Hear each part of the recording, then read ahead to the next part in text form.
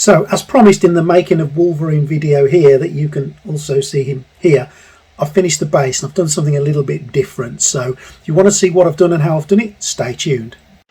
So I'm using some epoxy resin here, and here's the link where I bought this from the mighty Amazon.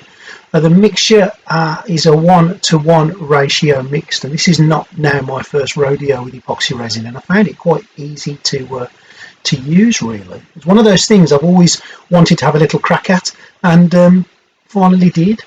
So using the lids that came with it, I've just mixed 2 little cupfuls of A to 2 little cupfuls of B, which is the epoxy and the hardener, and I've added a little bit of blue dye, which also comes with the kit, into the mixture.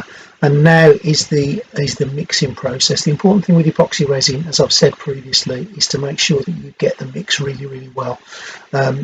You can't rush this stage. Make sure it's mixed in a good 5-6 minutes of vigorous whisking to not only get the colour to match right the way through, but also to make sure that the hardener and the epoxy are well mixed together.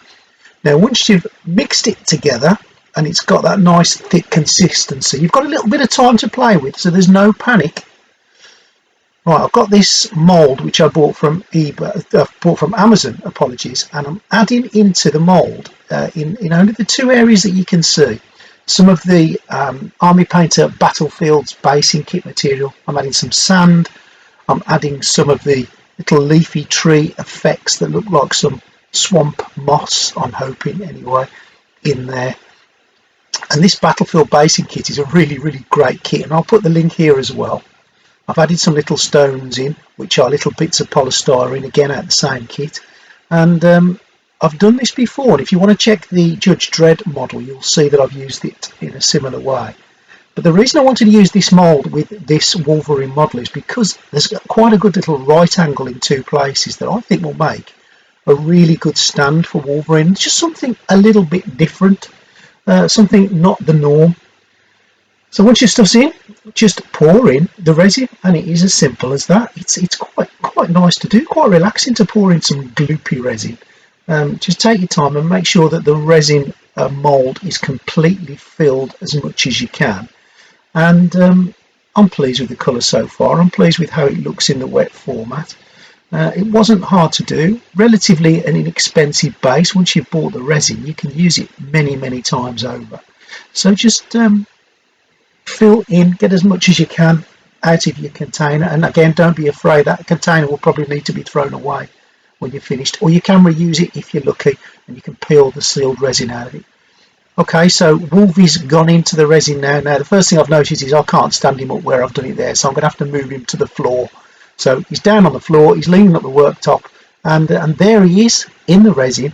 Looks good, doesn't it? I'm quite pleased with that, and when it's all done, I'm hoping it looks okay. So let's move now on to the stage of what happens 30 hours later, and voila, there's Wolvie.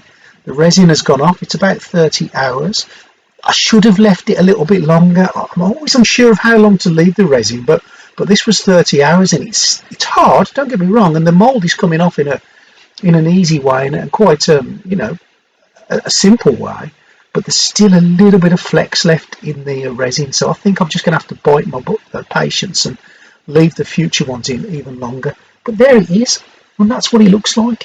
Now I'm sure you'll agree that looks different. It's something you don't see all the time on models. We can do bases, you can print a base and paint it, there's no drama there, but this is just something a little bit different, and I hope it's giving you a little bit of inspiration and some ideas on what you too can do using some epoxy resin and some Battlefield basing kit. So let's have a closer look at the stand now.